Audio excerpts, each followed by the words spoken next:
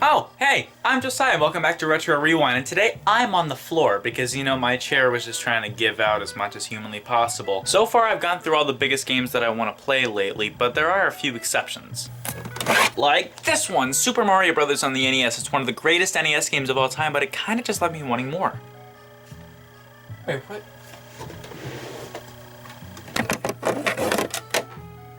The Lost Levels. Well, might as well give this game a try. Let's get this over with. 3, 2, 1, go!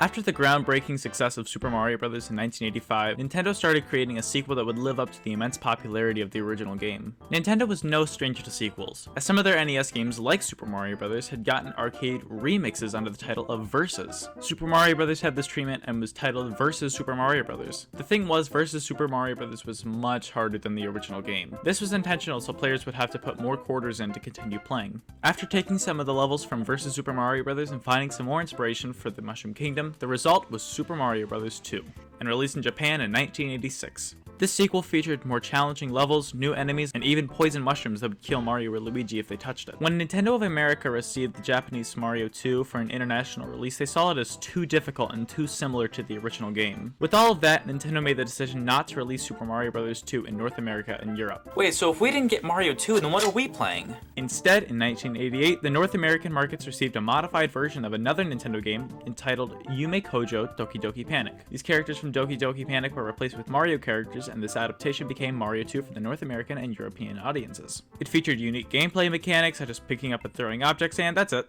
The Japanese Super Mario Bros. 2 first released in North America on the Super Mario All-Stars collection on the Super Nintendo. For many years, this was the only way to play the game without importing a Famicom and Famicom Disk System from Japan, so that's what we'll be playing for this review. First of all, the Lost Levels introduced a lot of new elements and hazards, providing a bit of fresh air for the players familiar with the original. Poison mushrooms, wind gusts, and enemy placements make each level unique whether or not for the right purposes. Thankfully, despite the difficulty, the Lost Levels tries to stay true to the charm of the original Super Mario Bros. The iconic sound effects, cheerful music, and familiar characters all make a return to a nostalgic experience that reminds the player why they fell in love with Mario in the first place. The Lost Levels, whether America knew it or not, had a massive impact on the gaming culture and challenges players in ways that they hadn't experienced before. Well, even though the Lost Levels wasn't as popular as the original Super Mario Bros., it definitely left a great impact on the gaming community, even if we didn't know it. Well, that's all the time that we got for you guys today on Retro Rewind. Stay safe, stay warm, stay watching, and stay retro. We'll catch you guys on the next level.